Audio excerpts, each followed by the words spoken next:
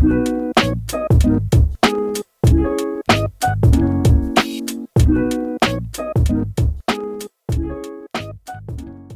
everyone, welcome to Type Talks. Today we have all NT types, the ENTJ, INTJ, ENTP, and INTP. And so Nii, would you like to tell us a bit about you?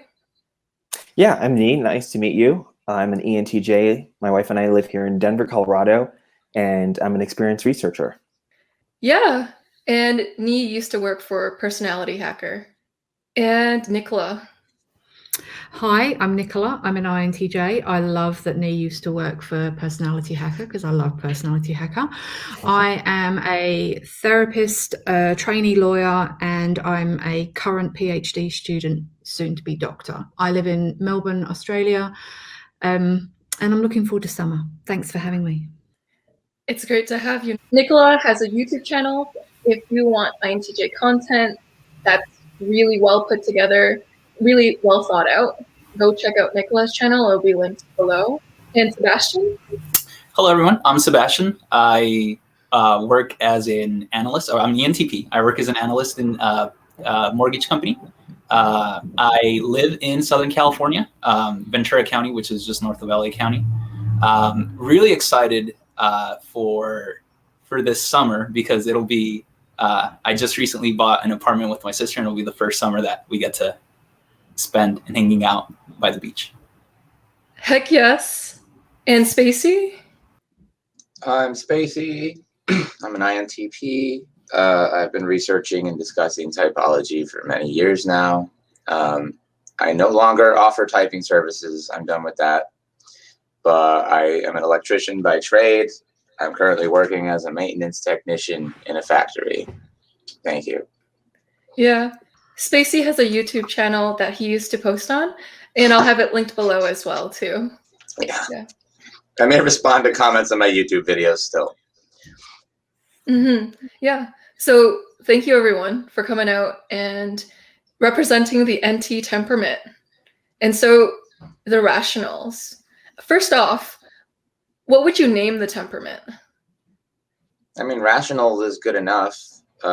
Again, I think STs are also rational. I guess strategic would actually be a pretty good one, yeah. Yeah, makes sense. And so general traits of the NT temperament. What traits do you feel like all NTs share with one another, if you were to guess and just hypothesize or speculate? A passion for the facts. We want data, and we want to be able to use that data to establish the truth. Yeah, to go off of what Nichola just said, I think that, at least for me, there's like a really there's a drive to like look at every situation kind of like from an objective perspective and say like, what is the best decision I can make, if I were, looking at truth or data or facts, right? So it's kind of like an objective approach to that rationale that Spacey mentioned as well. Yeah, definitely riffing off of that and what we were talking about before we started recording. I think we definitely all do seem to have a passion for finding some sort of overarching truth of things. And I think we're also trying to, I think, find new ways, trying to improve the way that people do things into the future, kind of like Nichola was saying, I think. I think this is what I love about INTPs. I love that you've gone for an overarching truth. Whenever, because my INTP friends are always looking for a macro truth, the ultimate system. As an INTJ, I'm always looking for a fundamental truth. If I can drill down the facts into one prevalent driver, oh, that's so exciting for me. Yeah, fundamental's a good one too. I feel like NTs also have an appetite and knack for rigorous debate and discussion. Not saying that other types don't have that as well, but I find that to be something that I enjoy with NTs. I feel like the debates are very intense and rigorous, and then afterwards we're all laughing and having a good time and no hard feelings. As an INTJ, that's our TE. We love, in fact, even though I get so tired so quickly, debates for me training to be a lawyer that should be helpful, but very energizing. So I love that the debate purpose is to get to the truth. Hopefully fleshing out everything and thrashing it out is another means to get to the truth. Yeah, I think verbal sparring is probably definitely a big NT activity. Yeah, I love arguing semantics with anyone, just because it's why not? And you're right, it doesn't like it's not draining to joust ideas back and forth and tussle. It is refreshing, it is kind of like, yeah, we can keep going. Like, let's go have a drink later. That's so fascinating. With debating, does anyone ever take that the wrong way when it's really out of goodwill? Absolutely. Yeah, all the time. Yeah. I mean, and that's something that, that I've kind of had to learn, because other people might not take like a debate or like an argument. If I try to, ask questions to try to make sure that, your opinion or someone else's ideas is kind of, waterproof and it makes sense, right? Sometimes they might take it as, oh, you just think I'm an idiot. When I'm like, no, I'm actually trying to get you. I'm trying to strengthen your idea. Please, I'm trying to make it better. As an INTJ, it can definitely, I don't know what you guys are like, because I don't have many, I work with tons of ENTPs, but ENTJs don't tend to like me, so I don't tend to have many of them in my circle. But often as an INTJ, it's an INTJ trait. If I immediately spot a flaw in your argument, this aura of contempt just comes from me and I shut down. So it's very exhilarating for me to have the argument until I sense that you're wrong. And there's something about my brain that just says you're an idiot henceforth, so I won't listen to you anymore. So, and I think that comes across. So people don't really like the verbal sparring with me. I don't know. I guess I like to just ask people a lot of clarifying questions. Like I just want to know what their point of view is in as thorough a way as possible. And I'll often say, like, so are you trying to say X, or so what you really mean is Y? And I'm basically trying to like steel man whatever they're saying. And honestly, I don't these days, I guess, have a whole lot of interest in giving people my point of view on things. So if I am debating with people, it's going to be, it's going to only be with another person who's really into debating. That makes a lot of sense. And so there was talk about being strategic. Is there a different way that NTJs are strategic from NTPs? Well, I think kind of what Nichola just said about how she'll just kind of shut down and consider them an idiot henceforth. I think that's definitely something I see more from NTJs, that kind of like, I just don't have time for this person kind of attitude, where they would rather be more efficient with like maybe their use of time and energy than to, continue kind of beating their head against the wall, so to speak. I think with my NTP friends, Sebastian, I invite you to correct me if I'm wrong, they're a lot more playful. If they think that they're an idiot, they'll play with it a bit more. So okay, so your answer henceforth is, and they will they'll tease out to see whether there is any strength in their argument, and they'll play with it just as a fun construct, like what's potentially wrong here, whereas I'll just go, no, you're wrong on the facts, and we're done. Yeah, the extroverted intuition definitely adds this whole, maybe there's something there. Maybe there's something still there that I missed. Yeah, where with the NI, there's a sense of finality. It's like, walks like a duck, talks like a duck, it is a duck, it's wrong.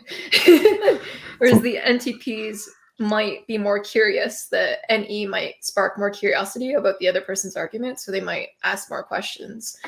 Yeah, and like Nichola said, like that playfulness, it's kind of like, and did a hand gesture kind of like somebody building a puzzle, because that's kind of, how I would look at it. If I'm constructing or deconstructing an argument or an idea, I would see like, okay, does everything kind of fit together and in place, and is there some sort of sense, is there cohesion there? And it's It's funny because when encountered by an argument that doesn't make sense, I will like it depends on my mood as well. But if let's say like I could, just say like, oh, here's a contradiction in your argument that you didn't see, or I could, just start questioning and then get them eventually to realize that they are contradicting themselves, which is sometimes it's if it's in and it kind of varies in setting, but I think there's like a sort of skill that there's a fine line you got to walk before it's like you're in the conversation or you're kind of seen as condescending almost. And I'd say I probably like some of that playfulness that the NTP has in a discussion or debate. But the thing that I find that draws me in is sometimes I'm less concerned about trying to convince them that they're wrong. I want to understand their perspective, and I want to understand what was the line of logic that they followed to get to the position they have. And I'm interested in understanding the genesis of that perspective. And sometimes if we have a difference of opinion, I'm less inclined to want to argue, because more often than not, people believe what they believe, and they're going to continue to believe what they believe. And most often than not, people aren't going to hear a rational argument and say, you know what, that was a really good point. I'm going to abandon this belief or perspective I have, and I'm now going to take in this data, because we tend to make decisions irrationally, right? And then we'll justify it with logic. So sometimes, for me at least, it's interesting to try to understand what was the thinking that led them to the conclusion. Was it an experience? Was it what were the beliefs that came together? And they can express that idea back to them to a point where they would actually believe that I felt the same way that they did about that position. So sometimes I find that to be a little more engaging or interesting. That's just one person's perspective. Now, I am kind of curious to hear from Nii maybe on this, because I don't really run into a lot of ENTJs, at least not confirmed ones. But I think that the NTPs may just, on a base level, enjoy interacting with people more on FE grounds. And so for that reason alone, we may extend our conversations with people. Yeah, it doesn't feel like that FE is handy, and just building that camaraderie and connection. I think sometimes I might be a little less, depending on the context of the situation, I might be a little less like emotionally attached to the connection and more curious to just understand their worldview and how do they arrive at that perspective and why do they believe their point of view works. It's almost like opening the door and walking into their mind and just looking around and saying, I'm not here to move things. I'm not going to move your furniture around. I just want to look and see, how did you design your worldview and what's the genesis of it? And so it can be kind of fun and interesting. That's fascinating. I don't have that at all. If you were wrong on the facts, it would be cut off. I'm not at all curious how you got to that line of logic. That line of logic is wrong. And I'm not at all interested, and it just shuts down. The curiosity about that human being shuts down. However, if I respect your line of logic, if your logic holds up, but there's a flaw in your conclusion, then I'm interested.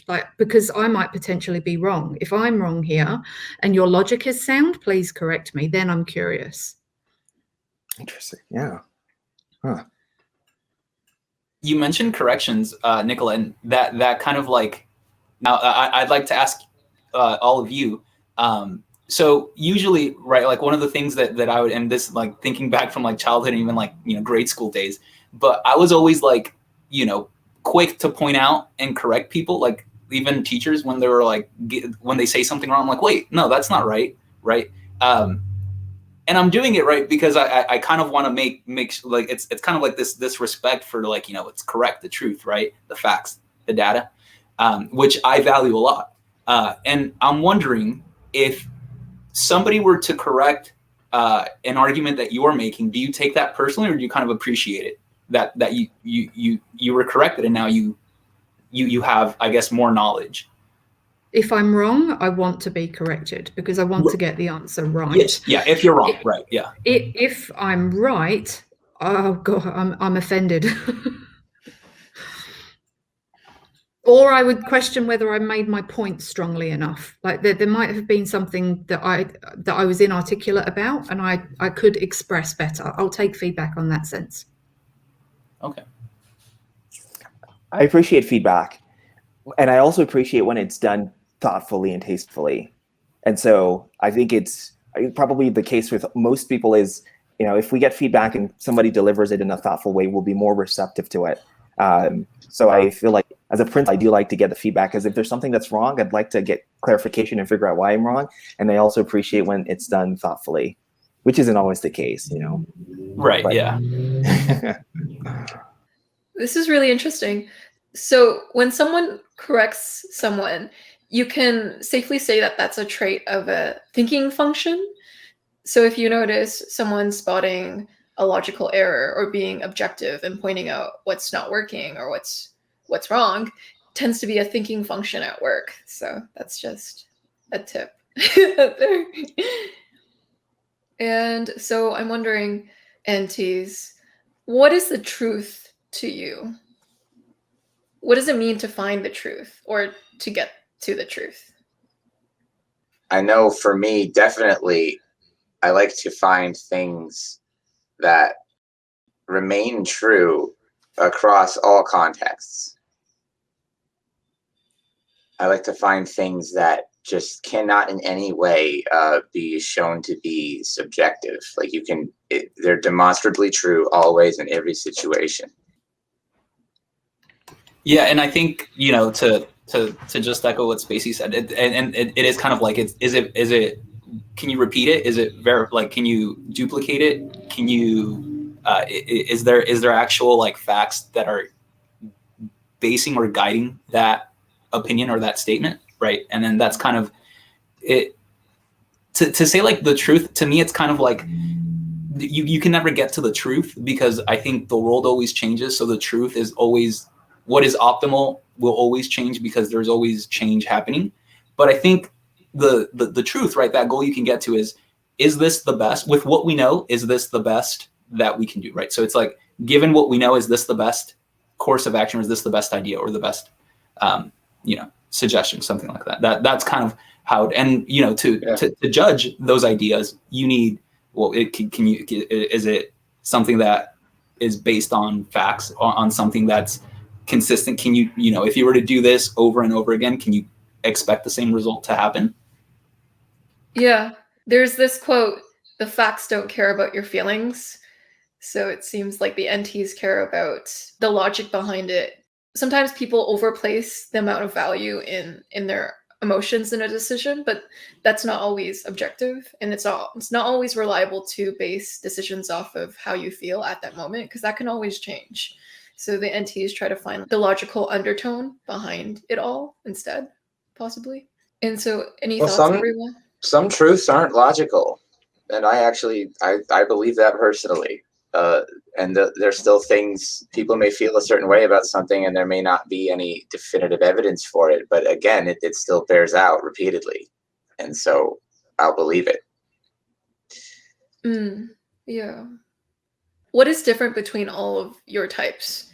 How would someone be able to, let's say someone knows they're an NT, how would they figure out which NT they are, would you say? What logical deduction could they use to kind of parse down their true type if they already knew they were NT for sure? I get this with INTJs all the time. Sorry to jump in, but it's NI. If you don't have foresight, you are not an INTJ. Mm-hmm. What other traits would you associate with an I2, Nichola? I don't know. This is where I don't really know the model very well, but I know myself well enough to know that I know when I meet another INTJ.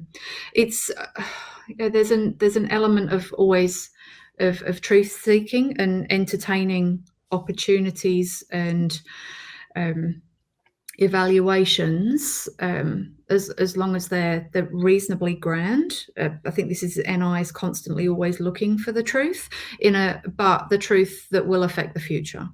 That's a very inarticulate way of expressing it, but that's probably because I'm saying it from NI. You did a great job explaining it. Yeah, NI has a future pacing quality to it, long run projections quality. There are a lot of mistyped INTJs. And one of the ways you can figure out that you're a mistyped INTJ is, are you always in the present moment? Then you're probably not an INTJ, because INTJs, they live projecting the future, trying to like having foresight, looking very far ahead. Yeah. Another distinction is INTJs don't live in the future in sense like an ENTJ, for example, might live 5 years in the future. An INTJ lives 25 years in the future. Like I'm constantly fretting about, are my retirement savings high enough? How do I want to retire? What do I need to plan for? What scenarios are going to play out here? And how do I plan for all of these scenarios to make sure that I'm best managing the risk in each of these scenarios? Yeah, so a way to tell that you're an IJ is how far do you plan, especially like an INTJ. When INTJs kind of say that they plan 25 years into the future, what it's saying is that there's a heavy future planning element to an INTJ. Anyone else want to give like key indicators of their type that kind of like differentiates them from other NT types? You can guess too, and we can try to like add to what you're saying as well. One difference I've noticed is that when I'm talking to NTPs, because they have extroverted intuition rather than introverted intuition, I feel like their intuition and energy is more expansive. They'll like, if we have one kernel of an idea, they will expand and say, well, what about this? What about this? And they'll tend to expand the conversation and tie it to other elements. Whereas I feel like introverted intuition is more focused on converging. And so I feel like you give extroverted intuition something and it'll make it wider. It'll make the scope wider and wider and connect it to other ideas that I wouldn't naturally think about. And I feel with introverted intuition, whatever the scope is, they'll start to make it smaller and smaller and smaller to try to distill it to an essence. So I feel like that's a difference I noticed between the two. So I feel like if I'm in a room with NTPs, they tend to be quicker at brainstorming and making outside connections. Whereas I feel I feel like maybe another way of putting it is NTPs can feel like the writers and NTJs can feel like the editors, where they're like wanting to cut, and Nii wants to add and expand. So those are some patterns I've noticed, but I'm curious whether that resonates with the two NTPs here on the call. Yeah, I would say so. I think you kind of hit the nail on the head. Where like so to kind of say like if you know you're an NT, right, but you don't know which NT you are, if you can tell if you're an ENTP or not, but because for me, so my twin sister is also an NEDOM. She's an ENFP. So like I can tell by having conversations with people whether or not they're NEDOMs, because it's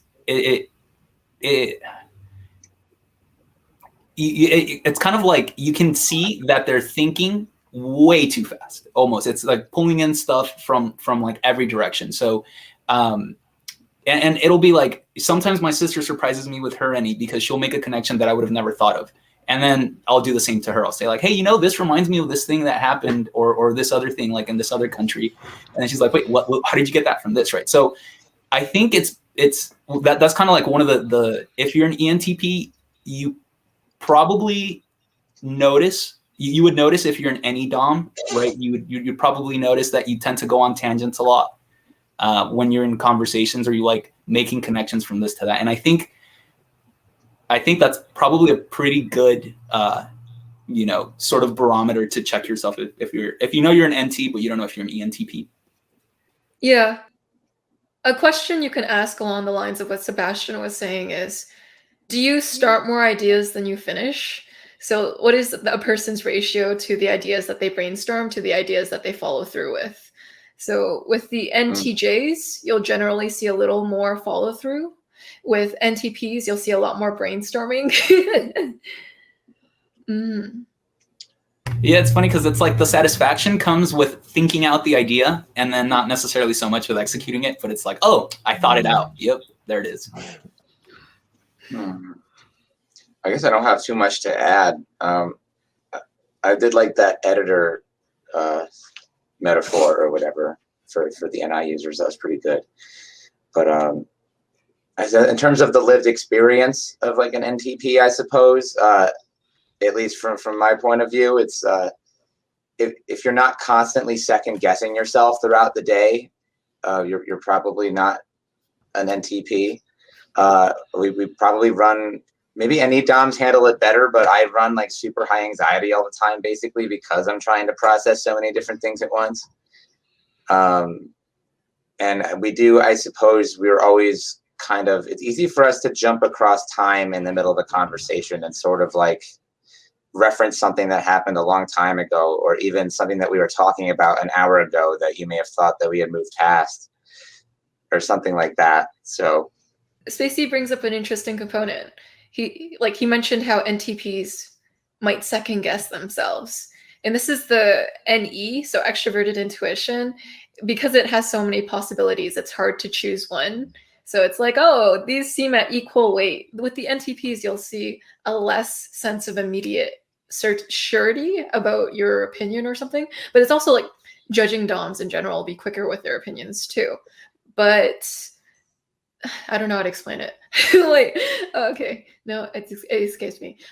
no, I think I know what you're saying. Like, we'll jump out with an opinion or an idea really fast, but then we may have to immediately retract it or revise it because we're not sure about it at all. That's where the judgment comes first, essentially. Yeah, fascinating. And to add on to the discussion about NI and NE, I kind of see introverted intuition, NI, as synopsis pruning. So, in your brain, right, when you become an adult, your synapses will prune and prune, right? It'll prune to the main pathway. So it will kind of get rid of the connections that are unnecessary or irrelevant to the main path, and it'll figure out like what is the main path or the most likely path or abstract idea. And NI is the same way. It's narrowing down, it's parsing down, it's trying to get to a core thought. I really relate to the way that Nii phrased that in terms of in NI, I will look for as many theories about what I'm trying to think about as possible. What are all the relevant factors here?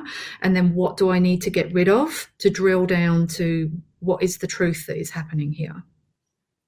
It's like looking for the 80-20, like all the time in every situation. What's the 80-20? What's the 80-20? Yeah, there's a discriminatory quality to NI. I know that word has a lot of connotation to it, but it's kind of true. It's trying to figure out the 80-20 to figure out what doesn't matter and to get rid of that. Yeah. Whereas NE, it's more like Nii was saying, expansive. It's kind of like the Big Bang, it explodes and then it goes out from there. It's expansive. Extroverted intuition is multiplying. Yeah, I mean, when you said about like, like getting rid of the connections of all those, like, I'm like, no, I'm scared. I don't want that to happen. Like, they might be useful someday. You never know. Give me all, keep them all. Yes, I'll take them all. I do appreciate that NTPs, like, sometimes I can catch myself thinking similar thoughts or just focus on a narrow scope of ideas. And I feel like NTPs can bring a fresh perspective. And sometimes bring like just a fresh perspective and look at things from a different vantage point. So I appreciate having fellow NTPs to look at something that and I might be looking at for a long time, and you guys will just see it from a totally different vantage point, and it's like, oh, that was what I needed. It's like sometimes I'll go for a walk in my neighborhood and I'll go down the same path over and over again. And sometimes if I go in a different direction, I'm like, wow, that was really refreshing. Just being able to see the same path from a different angle or point of view. I think a lot of the time we really do just approach each situation as if it's a brand new situation. And that's how we come up with that kind of stuff, or at least we try to. Yeah. You can see NE and SE as seeing things with a brand new pair of eyes. Yeah. Mm-hmm. So another way you can tell apart these 4 types is through the firm model from Personality Hacker. So the ENTP will have the fixation of freedom. And what this means is they like to keep their options open. Like Sebastian said, like, don't cut off my options prematurely. I want that freedom. Yeah, I never know when I'm going to need it, right? Like, I can't tell the future, so it might be useful later. But just don't take it away. Don't take it away. That's lovely. Yeah. And the I in the firm model stands for invulnerability, which is what the INTJs have, which is why they plan 25 years in advance, because they want to be prepared. They don't want anything to catch them off guard. They want to have that foresight to prevent negative SE things from occurring. That's one of the reasons why INTJs are usually exceptionally well qualified as well, because we want to know everything about what might possibly go wrong. Contingency plans on contingency plans, covering all bases, exhaustive with figuring out the weakest points of the plan and trying to make like this almost like perfect plan, impenetrable plan. Yeah. Absolutely. So that's a quality of INTJs. And then the R in the firm model stands for righteousness or rightness. The INTPs can kind of be pedantic or militant sometimes with how they see things because they lead with a dominant judging process. Spacey, could you describe how it's like to have rightness as your fixation? It's we're not certain, but we act as if we are certain, especially if other people don't really seem to know what they're talking about. I'm not sure if you want, if I get the context right here for how to answer. Yeah, that makes sense. Because we're basically waiting to be challenged on it. Yeah. I also have a bit of difficulty trying to understand rightness, actually, sometimes. I'm like, is it because the INTP TI crafts their logical framework so much that they can justify anything within that framework? So yeah, that's the idea. It's the framework that is supposed to work in any context, in any situation, and can always be twisted to find the right answer regardless. So I wonder if that might be the rightness fixation. So it's like kind of pasting the framework on everything. Yeah, I want to use the same strategy for everything, basically. Oh, that makes a lot of sense. And then the M in the firm model stands for management, and the ENTJ has this. Nii, would you like to explain it? Yeah, I would say I think and EJs have a tendency to, like, in a group, to want to start managing or shepherding or like thinking about who's the leader, or like what's the direction we're going, what's the game plan. There's just a natural tendency to want to move into some kind of management role of making sure that whatever we're trying to accomplish gets accomplished. Mm-hmm. Yeah, so with the EJs, you'll see a quick decisiveness with action and jumping into action and getting feedback from the world as quick as possible to calibrate. So the ENTJs, you'll see that speed of doing, do. You know, now that I think about it a little more, I think ironically, I want to get to a point where I never have to think about anything ever again. I want to do all the thinking like crazy up front, so that I never actually have to think about anything, so that I can just be daydreaming, and then something arises and I just immediately have the answer, and then I go right back to daydreaming.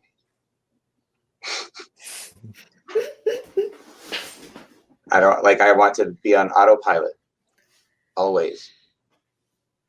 Life automated. Yeah, and I think that kind of, because to me, like a good day, right? Like it's like I have nothing planned, so I can just, I'm free to use my time however. So I think kind of like that same way, you could just be like that's a totally nice time to spend your time, at least, right? Because you don't have to be thinking about anything. You get to think about stuff, right? It's not, you don't have to think about anything. You're choosing to think about whatever it is you want to think about. And that, I think, is appealing for NTPs. Yeah, so maybe the NTPs want an open-endedness. I mean, to me, it doesn't feel like I'm thinking when I'm in my zone, basically. It's like meditating or something. Right, exactly. Yeah. It doesn't feel like work. It's just kind of like it is like Spacey said, kind of autopilot, and you just let your mind naturally, take off. And like latent processing, maybe, is how I would describe it. Yeah. So do things bug you when they don't make sense up front? Is that why you need to solve them first and then you can like feel calm? Yeah, sort of. Yeah, it sucks when, like, because it's easy to feel pressured to figure things out fast. And like, I hate looking incompetent, like in front of people. Like I don't already know what I'm doing. So yeah. All right. So next topic, incompetence. Do you feel like as NTs, you don't like to appear incompetent? Yeah, I think most people wouldn't like to appear incompetent doing anything, but I would say like I don't have to be like the best at anything, but I would like, you know, if I'm gonna do something, I wouldn't like to, you know, kind of look like a fool doing it, you know. Like I like to have some sort of so I do, you know, kind of prepare if it's something that I know is really important. Like let's say if there's like a tournament for a sporting event, like I'll definitely be practicing beforehand because I don't want to show up at the tournament looking like I haven't practiced in 3 weeks, right? Yeah. Anyone else?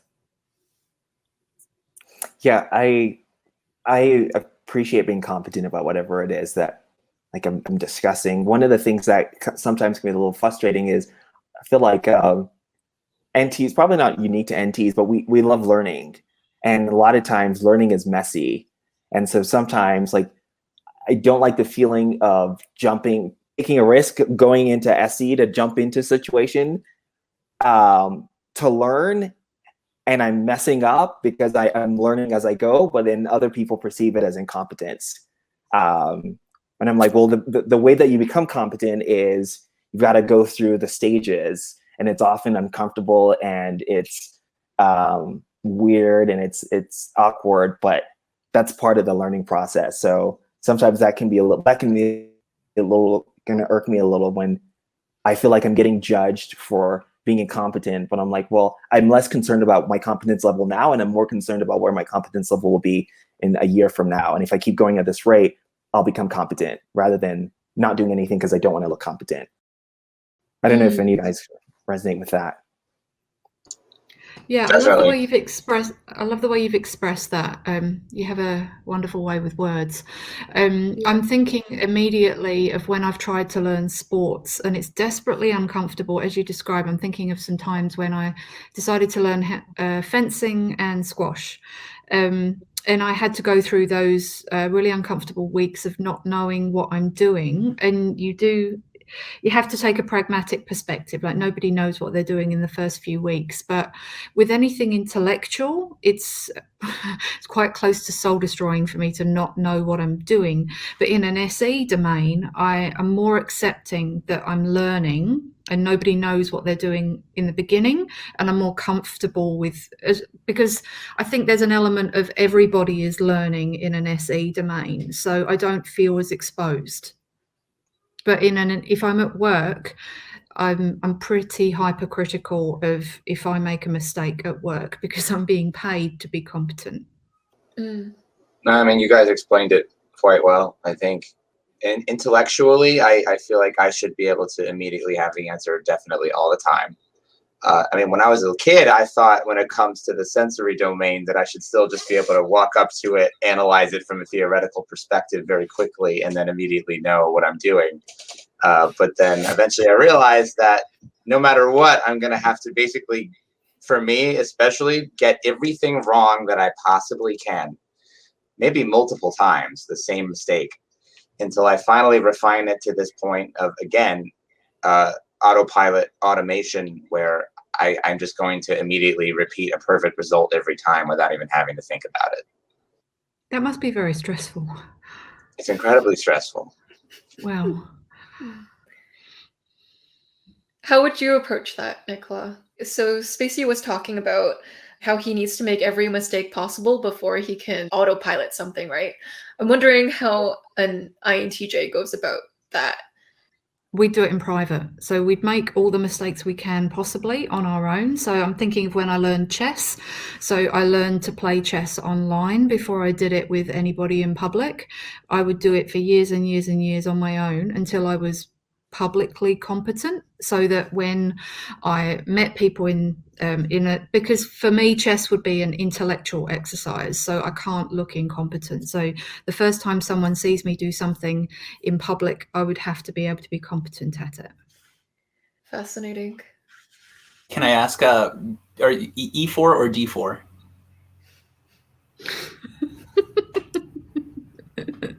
In what sense? If you're playing white. Ah, okay, E4. Okay, same. Me too. So many chess players here.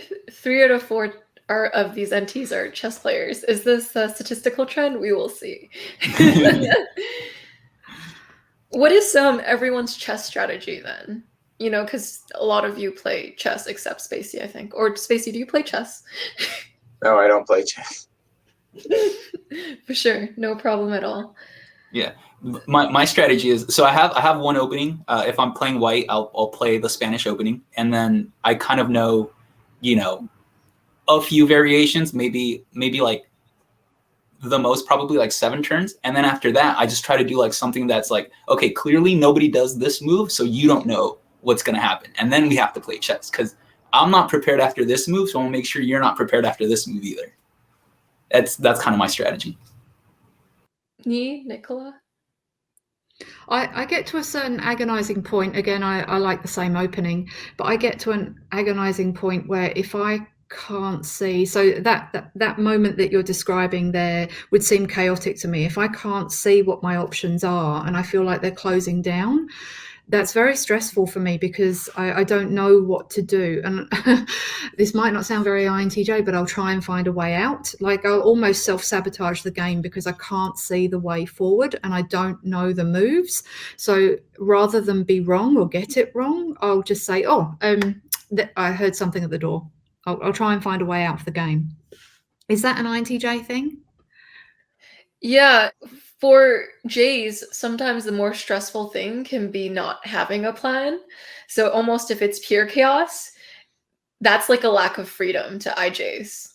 It's almost like I don't know a plan forward. Oh, Spacey!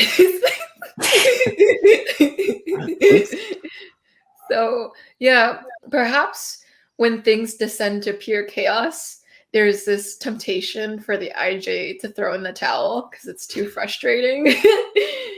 Whereas the ENTP thrives in chaos. It's like interesting. Yeah, definitely, yeah. Because I like after I get to a point where like I know for a fact that me or my opponent, we literally there's no preparation here. It's just what can you do? Like, do you play better than I do? And then at that point, I can also like I really like looking at lines. Like I see, you know, which piece is covering what, like from across the board. And I think I'm pretty good at it, but I'm still, you know, just an average player. But relative to like, you know, most people I would play against online, I think once we get to the point where everybody's out of the opening, I tend to do better than my opponent. So I guess that does go to your point that I guess the NTP kind of does thrive in chaos. Especially the ENTP. I mean, I can tell you without even playing chess that if I did play chess, I would try to play it in such a way that I could not be predicted. It takes like both the NTPs take the unpredictable approach. Definitely. Yeah. When I'm playing, there are a couple, I'm holding on to certain principles. So in the opening, I'm developing my pieces as quickly as possible. I minimize I don't move the same piece twice very often. I try to get my pieces out to control the center of the square. I castle to get my king tucked away. And so my big strategy in the beginning is develop all my pieces, try to control or influence the center as much as possible. And then once all my pieces are developed, then I'll start looking for opportunities to either checkmate the opponent or gain small advantages. So that's usually the strategy. Yeah. When the NTPs were like, we're going to try to make this unpredictable for both parties, I was like, is this why NTPs have a reputation for trolling? It's like, I'm going to troll you and I'm going to troll me.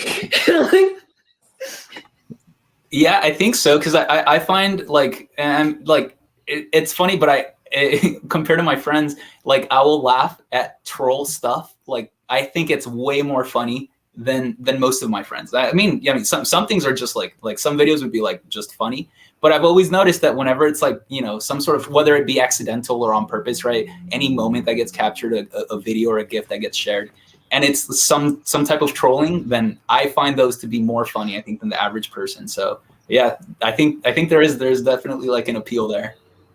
Yeah, because the NE is like throwing spaghetti to a wall to see what sticks, and then it's like, oh, haha, interesting outcome. I mean, trolling is one thing. I think, yeah, at the end of the day, we keep ourselves in a state of chaos so much that we're already comfortable with it. And so when we throw someone else into the chaos with us, it's like, what's the matter? You can't handle the heat? It's, you know?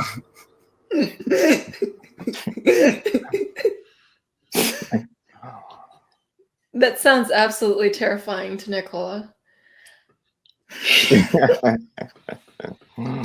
Yeah, I always found trolling really hard to understand. Like, it seems like a complete waste of time. And conceptually, why would you want to hurt someone else? That might just be the therapist in me, but it would be a waste of my time. And yeah, it seems mean. No, I don't like to hurt people. It's more just like I find it strange, I guess, that people can't handle uncertainty or confusion or chaos. I agree. I don't really spend any time trying to troll people, and I don't actually think it's that funny. I may have thought it was funny when I was like 14, but you know, I just like to have fun. I agree to the point that I did a master's degree in strategic foresight, which is all about helping people that can't handle uncertainty. Makes sense. Yeah.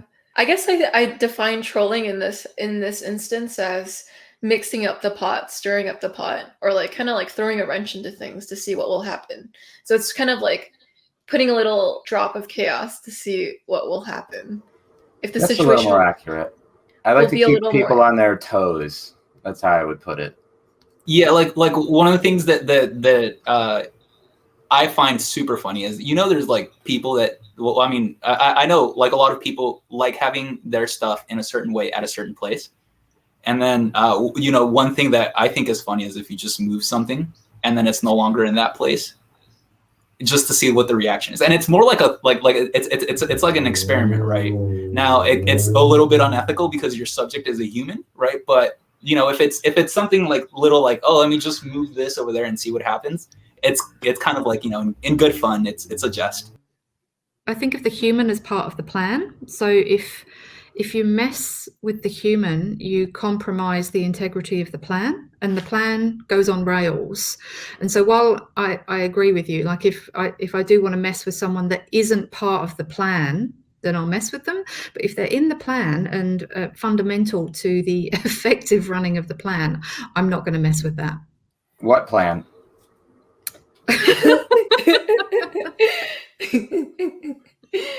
Yeah, that's where that JP divide is at. Because people who use NI higher up will kind of want a plan because they prefer closure. This also applies for people with SI too. So whereas like Ps, people with NE or SE higher up tend to not plan as much. Because when you plan, you take out the spontaneity of something.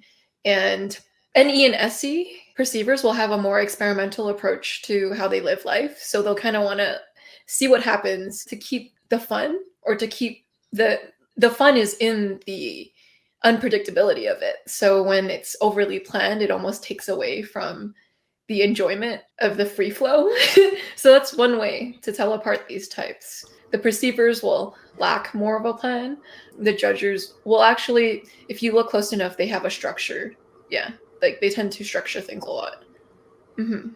Now, I'll definitely respect it and follow a good plan, provided after a thorough line of questioning, it's perfectly airtight on TI grounds every step of the way.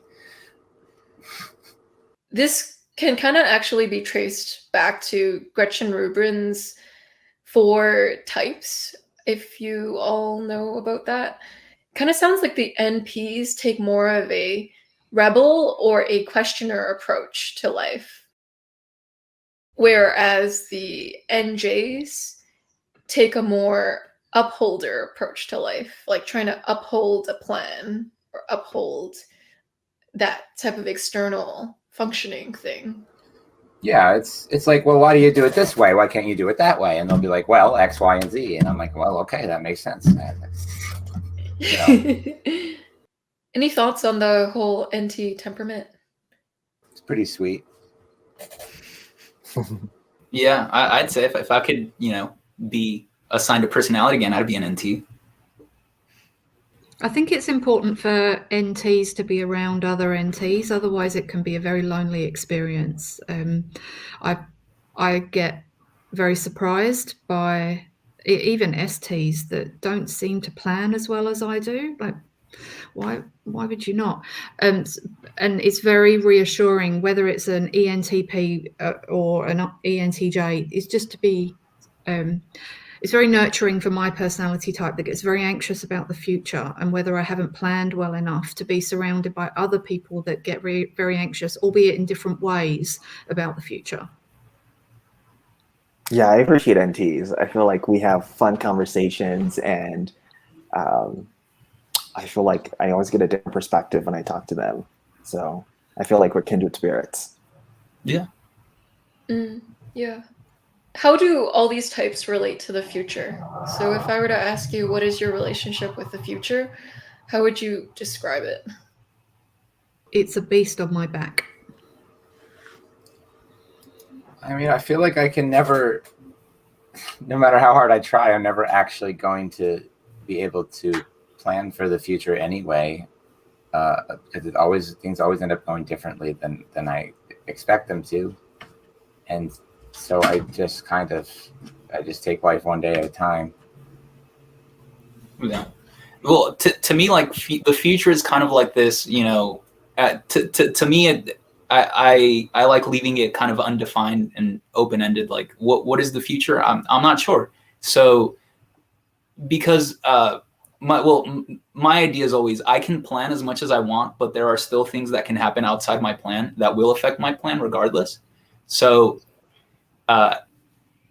that's why I kind of don't necessarily like plan out, months, years, or anything. Obviously, like there are stuff that everyone should do, right? Like Nichola said that like are the return. Like I've started savings accounts, for planning for later on. So it's not like we're not caring about the future, but it's sort of like isn't it? I guess I could simplify it down as, if the future is a little open-ended and kind of ambiguous and vague, to me it's more fun, because it's like, oh, what do I get to see? I don't know, right? It's not something that I'm expecting or something I'm planning. I've had it explained this way before. I have TJ guess, so like people with a TJ at the end of their code explain that they do pro-con analyses, and I've had TPs tell me before that they do fun cost analysis, if that makes sense. So it's similar. They're both weighing pros and cons, but the NTP is kind of like, fun cost analysis. It's more less TE like, but it's still weighing logical variables. And so what Spacey and Sebastian said, it kind of points towards how NTPs have a more open-ended nature with how they view the future, whereas I would predict the NTJs to have a more closure or more close-ended view of the future. So you have more of a plan, like structure, direction. What would you NTJs say about the future in your relationship with it? There are a couple of things that came to mind. One is vision. Having a vision that, like, whether or not the vision I have of the future will happen as I've envisioned it, more than likely it won't happen the way I imagined it. But for me, having a vision is really important. It gives me a sense of direction and motivation, and pulls me forward. It doesn't necessarily work for everyone, but that's something that when I think about the future, I always think about the vision. And then I think about that quote from, I think it was Peter Drucker, that said, the best way to create the future is to create it. And so I like to have a vision for the future and aim to create it. Now, like Sebastian and Spacey mentioned, this is a big world we live in, and there's a lot of things that are unpredictable. And so 99% of the time, the future that I'm intending to create won't manifest the way I envision, but it does give me a sense of direction. And so I feel like that's what it comes to mind when I think of the future, is a vision that I'm moving towards, but I also realize that it's not going to happen that way, because there are going to be tons of things that happen along the way that are going to be unexpected. And yet I still like to move in a direction. It feels like it's trying to maintain both of those at the same time. I'm going to answer this in an abstract way, because I'm a little bit triggered by Sebastian's use of fun, because I'm thinking, actually, fun's not really a driver for me, but I know I have fun. And I think, I won't speak for INTJs generally, but I think my fun comes in planning for the future. So I know that there are a set of known knowns in 25 years' time, i.e. I'm going to be old, I'm going to need a pot of money, I'm not going to be working, I'm going to have to draw down on that pot of money. So there's a lot of fun for me inherent in planning for those known knowns. The stress comes when I have to plan for the unknowns, and that there can be fun in creating plans around those unknowns. But I don't have plans for unknown fun in the future. Like randomly, I might want to start to learn this sport. That doesn't happen to me. I've got a spreadsheet of things that I'm curious about, that at some point, if I find some time, I might start to build some plans around. But for me, the fun is found in planning for the fun and planning for the plans. I know that makes me strange, but I feel prepared for the future with good plans. Okay. That's really interesting, because that I mean, it's like we're like our views are like totally different on this, because for me, you know, writing stuff and planning like a vacation, like that doesn't sync with me. And it's like, why would you plan a vacation? Like you're on vacation so you can do what you want on vacation. I don't like, if there's like obviously like, oh, we're gonna go scuba diving this day, well, clearly that's got to be scheduled, right? But you know, if it's like, you know, like day-to-day planning on like a vacation, to me that doesn't like, I would never think to do that. But I know that there are people that do that. And it's interesting, because now you express that, you know, to you the fun is, it goes into the actual planning, like the making. It's like, oh, you get to put your thought into the knowns that you will see in the future, right? That you know will be there, and then planning around the unknowns. I can totally see how like there could be like a merit to, or there could be entertainment found doing that as well. Well, I would say that I'm not actually all that focused on squeezing all the fun out of life that I can. I'm usually working on a normal like cost benefit analysis, I would say. For me, I guess having fun is more about the attitude that you have as you go about your life, regardless of what you're doing, more or less. I'm certainly not planning for my future or even the known knowns as much as I probably should be. I can say that much. I would say I kind of agree with Nii as far as having, I wouldn't even call it a vision. I might call it a dream. But, you know, something that you have to look forward to at some point in the future that gives you a reason to, like, you know, live and keep chugging away, you know? So I think that's important. That's so awesome. Yeah. The NJ calls it a vision and the NPs call it a dream. Mm-hmm. Yeah. Because vision seems more like set. Right. It seems more like you're forcing your will onto something, whereas NPs, like a dream, sounds more like a vague, it seems more of like a permeable type of. Right, exactly. Yeah. The dream can very well be different one day to the next, right? It's like, I don't know, I can totally see myself saying like, oh, you know, I would probably like to do this for the rest of my life. And then I can see it totally be possible. Like 2 months later, I'll say like, no, I kind of don't want to do that for the rest of my life, you know? So it's like, right. So it is more like a dream, because there is no like course of action or I guess rigid course of action that's there. Like, but it is there. It's kind of like, I will want at some point to get to this place. Yeah, like the exact specifics of it, and you know, it may not be clear, and there's a million ways to get there, but there's something static about it. Fascinating. And so what is everyone's relationship with what ifs? I mean, I don't know. I live in a sea of what ifs.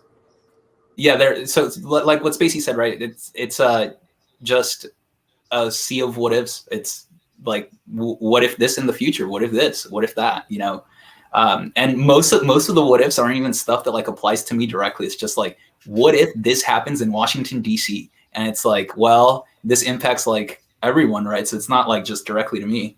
Or like, what if, you know, like Yellowstone explodes? I don't know. So it's kind of like always constant. But I would say most of the what ifs aren't necessarily about like my life specifically. It's just kind of about the abstract world or the bigger world in general. In terms of the future, so what ifs in the future can crush me. They can give me a headache. They're everything I'm trying to avoid. I'm trying to plan for every possible eventuality, and it does hurt my head. What ifs in the past I don't have. Like my partner is an SF, he's an ISFJ, so he lives in what if only I hadn't done that, if only I hadn't done that. And I can't think that way. I can't think backwards. I listened to this podcast, like How to Think Like an Economist, and they say that if you're thinking like an economist, i.e. you're running all the natural conclusions to a scenario, you never regret anything. And I find that very relatable. I've never thought, what if I did this? Because I think I usually make reasonably good judgments. So I don't have a view of the past where I think if only I'd done this, but I do what if about the future, and it's agonizing for me. That is interesting. Why is it interesting? Because I guess by contrast, I always feel like I could have made a better decision in retrospect, even if it was a fairly good decision. So are you saying you're just absurdly self-critical? Yes. Yeah, that's what I notice about INTPs and INFPs. They're so self-critical, like self-eviscerating. I don't know why. It's a thing. And Nii? I like to use what if to propose another option or path. Like if there's a discussion at work and maybe NITE sees a better way of doing things rather than being forceful and saying, that's stupid and that's inefficient, here's a better way. I like to propose the idea in a more gentle way and say, hey, well, what if we did this instead? Here's some of the pros and cons. What do you think? So that's how I like to use what if, or that's how I think about what if. It seems like when NTJs are thinking about what ifs, they're thinking about it in terms of their plan. So it's kind of like Nii is talking about using what ifs to help someone move in their plan in a healthier way or in a better way. And Nichola talks about using what ifs to kind of like how it applies to her plan in the future and how it's going to affect it. Whereas the NTPs aren't really applying their what ifs to a plan necessarily. They're just what ifing. Yeah, right. So like the relationship I would have with what ifs is I would say a very friendly one, because I mean a lot of the what ifs, unless they're like about like, you know, serious like life decisions that I've made or will have to make, in which case it obviously like that's more stressful than just. But for me, a lot of the times that I think of what ifs, it's like, you know, like what if the Allies didn't win World War II? Like that happened way before me, but it would probably impact me and everyone else here, right? Or like, and it's just kind of, you know, stuff like that. That's like 80% of them. None of those kinds of what ifs are stressful for me. Those are just thought experiments. I mean, what ifs are only stressful if it's like, what if I go bankrupt next week? That's stressful, you know, like. Fascinating. Yeah, the NPs are constantly thought experimenting. So their what ifs are used in terms of thought experiments. Like, this is an interesting thought experiment to go down. And this is another interesting thought experiment to go down. NPs, when they tie their what ifs, it's not tied to a goal. It's tied to the funness of ideating. There's a fun element to NE. Like it's doing it because it's stimulating in a way. So it's almost like it prevents boredom. It's almost like staying mentally engaged prevents boredom. Because if you're not mentally using your brain, it feels almost like you're lacking novelty in your brain. So NPs find their novelty through thought experiments and what ifs, whereas it feels like the NJs, their what ifs are goal oriented. So you can tell it's an NTJ when they're tying their insight to almost this understanding of a goal and how it impacts a goal or how it makes a goal turn in different ways. So there's this ultimate plan they're factoring in, this intentionality with NTJs and how they use their what ifs. NTJs are highly, highly intentional in that sense. And yeah, it seems really cool. Any thoughts? I think I can relate to what you're saying in terms of our vaccine rollout program. For example, the Australian government has not delivered a very successful vaccine rollout program, and America seems to have a plan whereby, or certain states, I'm sorry, but the American news that I get demonstrates that some states seem to have applied a system whereby if you've had the vaccine, you are exempt from lockdown. You can roll around and live your life. In Melbourne, there's no such program. So regardless of whether you've had a vaccine, if they apply a blanket lockdown, you can't go outside. So even if you're a primary healthcare worker, you have to stay indoors because those are the conditions. I'm getting to my point. I apologise, long introduction. I'm now thinking about having the vaccine because at some point the Australian government is going to follow a better model. They can't keep affecting the economy and workers' conditions and the housing market by having blanket lockdowns.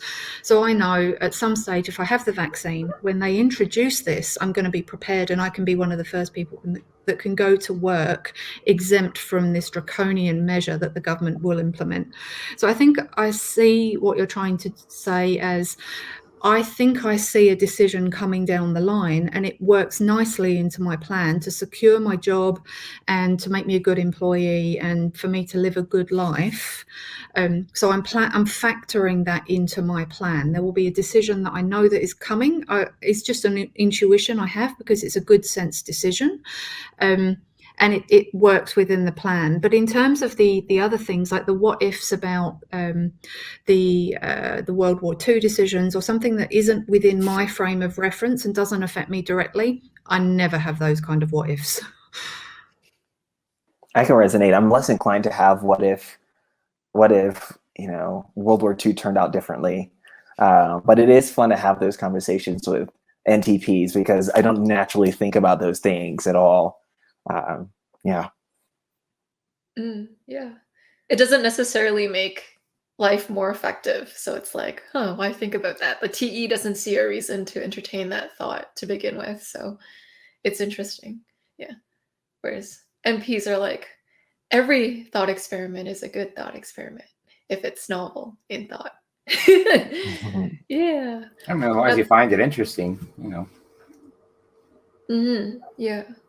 So it seems like the NPs ideate out of fascination and interest, and NJs ideate to perfect their course of action and to future forecast. So it's more goal-oriented almost in a sense.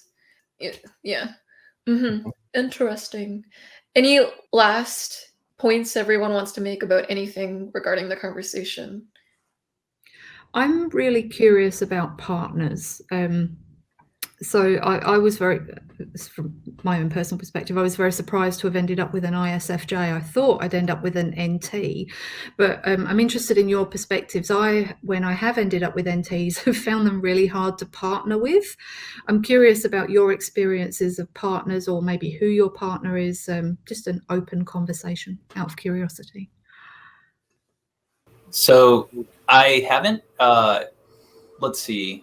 I've never been in a romantic relationship with somebody that I know is an NT, right? So never been, but I do have like friend relationships with people that are NTs, and usually it's not hard to like befriend them, like other NTs, But for example, like I knew for several years another ENTP, and we were always, friendly, but it would never be, and we would always, debate that we could, argue semantics for hours at a time.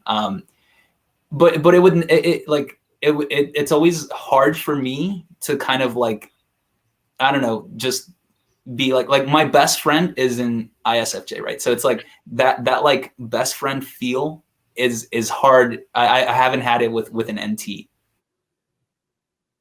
I can agree with that. I don't think I could have like a romantic relationship with another NT. Obviously, I get along with them just fine as friends.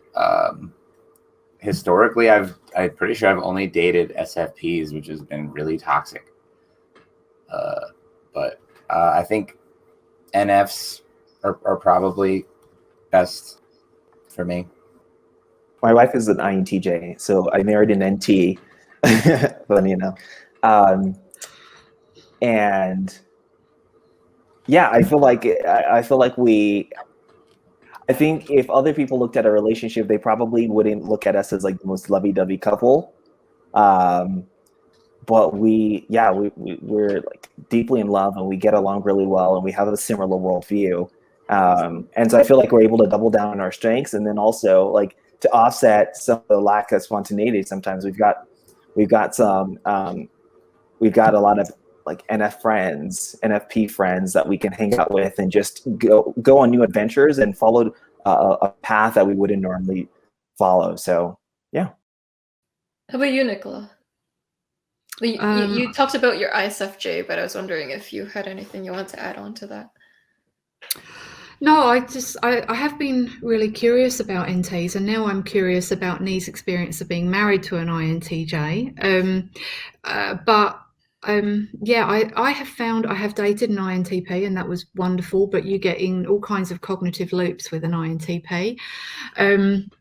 And yeah, I think there's something about the ISFJ that is really caring and present that I can't do for myself. I've said in previous videos that you would think someone with my kind of personality type would be really good at taking care of themselves, but I'm rubbish about it because I live so far in the future.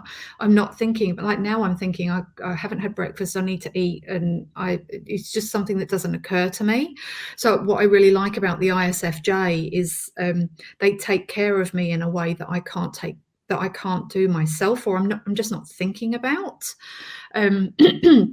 So yeah, it's interesting, and I suppose another NT wouldn't give me that kind of nurture that I need because I'm just not providing it for myself. I don't know. I haven't thought it through very well. I was just very surprised that the ISFJ worked for me. I mean, I'm surprised too, but congrats. Nii, may I ask you, the INT, like for example, do I have similar characteristics to your wife? And I'm curious about that dynamic. One dynamic that's been surprising to both of us is we've been married for 7 years now, and if we go out in public, people think she's the extrovert and they think I'm the introvert. And so like at some point, I don't know where there was a shift, but I've become more quiet and more reserved, and I'll spend more time, like if we're at a dinner with friends, just kind of sitting back and observing and feeling content. And she's the life of the party, but that's not how we started at all. It was just the opposite. And somehow along the way, we've crossed, we've kind of flipped. And so that's been like an unexpected pattern. So a lot of people are like, no, there's no way your wife is an introvert. She's the extrovert. Nii, you're the quiet one that's kind of shy and in the back. I can relate to that. For example, I feel like I've done most of the talking here, but as soon as I come off this conversation, I won't say anything for the rest of the day to anyone. There's something about an INTJ when they're surrounded by people, they feel for about an hour or an hour and a half, anything beyond an hour and a half, and they become very tired. But I can be very extroverted for about 90 minutes. Yeah. And then how long do you need to power down before you feel recharged again? Oh, this is embarrassing, but I can probably only do social situations every 2 days, depending on the intensity of the social situation. So if it's a dinner party or something, I'm going to need 2 days worth of rest. Well, Yeah. I feel so privileged to spend that time with you before you need to rest. It has been lovely. Yeah, wow. And so thank you everyone for coming out and sharing your NT perspective. It was very rational and objective, strategic. And it's nice to know that a lot of you play chess, surprisingly. So it's nice to hear about your chess strategies and how the NJs have visions and the NPs have dreams and the distinctions between all these types. And who you all have been romantically inclined to be with. That's really interesting to hear about as well. It's really thought-provoking, Nii, how you word things. You have a very eloquent way of phrasing your insights in a way that's very captivating and very true and very wise. I really liked it when you said you look for the genesis in people's worldviews. And I really relate to that. It's almost like there's a satisfaction from figuring out why people think the way that they think and how they got to their conclusions, piecing together the worldview of another person's mind. Yeah, in fullness, in entiretiness. I often find the NPs to be conceptual starters, and I find the NJs to be conceptual finishers. Today's chat put a lot of things into perspective. It's nice to see the what-if situations that the NPs kind of casted out and how the NJs always use like what-ifs or practically anything to support their direction or goal or plan. It's interesting to see how our brains utilize information. And thank you, Nichola, for coming out. Your INTJ content on your YouTube channel is very spot on. It's very representative of how an INTJ is like. And so if you identify as an INTJ and you want to check out your channel, go ahead there. It's really great. And if you are doubting your type as an INTJ, because like a lot of people think they're INTJ, you can also check out Nicola's content to double check if you are an INTJ too. Yeah. And Spacey, you're very quirky, but in a good way. I like how you phrase things, Spacey. It's actually very refreshing because you can kind of say it in a very like sharp but witty way, and it kind of puts you on your feet. Wait, no, I'm bad with these phrases. Keeps you on your toes. Keeps you on your toes. Yeah. So it keeps you on your toes. And it's nice to invite you for videos again and again because you provide thought-provoking insight. And I like your NE and your TI meta perspective framework on things too. Yeah. Looking for that universal truth behind things, that universal framework that supports the truth is really interesting, Spacey, and I appreciate that about you. Yeah. And thank you, Sebastian, for your quick insights, your World War II what-if scenarios, your chaotic inducing nature that likes to kind of put a little bit of chaos to make things a little more interesting. Yeah. Sebastian, you always have like this FE like smile to you, Sebastian. You're like your third slot FE is like, yeah, smiles. Yeah. So it's great. Yeah. And so thank you for that wholesome chaoticness you bring to these that you participate in. Yeah. It's nice to talk to you and your twin. And so thank you, NTs, for showing me the rational side of life. Yeah. It's nice to. Thank you, Joyce, for putting this together and for inviting us. Definitely. I learned a lot about just different types or different ways different people think. Just from like anytime I join one of your panels, it's always like I walk away with something like, I never knew that people that were this type would have thought about it this way. It's always interesting, always a blast. Yay! I'm glad that we could all continue on a journey of continuous learning, like we were talking about during this panel, together. It always feels like a blessing or a privilege to learn with others. It's almost like when people gather in a group, what emerges is something that wouldn't have been able to be there if you were just by yourself in a vacuum. So it's beautiful to collaborate, to build this bridge of collaboration and connection with you all. Thank you. Well, thank you, Joyce. Right. Thank you. You're lovely as always. Thank you everyone for watching. We'll see you all in the next episode. Bye. Thank